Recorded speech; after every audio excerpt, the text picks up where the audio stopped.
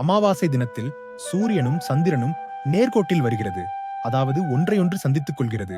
அன்று முன்னோர்கள் புண்ணிய லோகத்திலிருந்து பூமிக்கு வருகிறார்கள். எனவே பிதுர் தேவதைகள் என்ற முன்னோர்களை வழிபட்டு அவர்களுக்கு மரியாதை செய்து அமாவாசை தினத்தில் புதிய காரியங்களை துவங்கினால் நிச்சயம் நல்லதே நடக்கும். முன்னோர்கள் பூமிக்கு வரும் தினம் என்பதனால் அது நல்ல நாளே.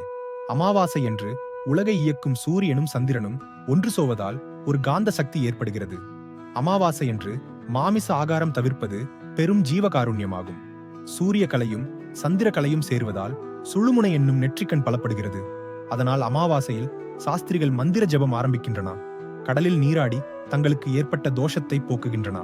அமாவாசை பிதுவா, தாப்பனம் மற்றும் அன்னதானம் ஆகியவற்றை குல தெய்வம் இருக்கும் இடத்தில் செய்வது நல்லது. முடியாதவார்கள் தங்கள் இஷ்ட தெய்வம் இருக்கும் இடத்தில் செய்யலாம், வீட்டிலும் செய்யலாம். அமாவாசை என்று தலையில் எண்ணெய் தடவக்கூடாது. புண்ணிய தலங்களில் கடலில் நீராடலாம் அல்லது நதியில் நீராடலாம்.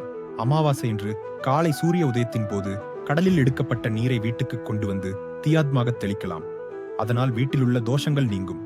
வீடு வாசல் இல்லாத ஏழைகளுக்கு அமாவாசை என்று அன்னதானம் செய்ய வேண்டும். ஒவ்வொரு அமாவாசை என்றும் தங்களால் இயன்ற அளவு உணவை அன்னதானம் செய்யலாம். பசு, காகம், நாய், பூனை மற்றும் இதர ஜீவராசிகளுக்கும் அன்று அன்னம் அளிக்கலாம்.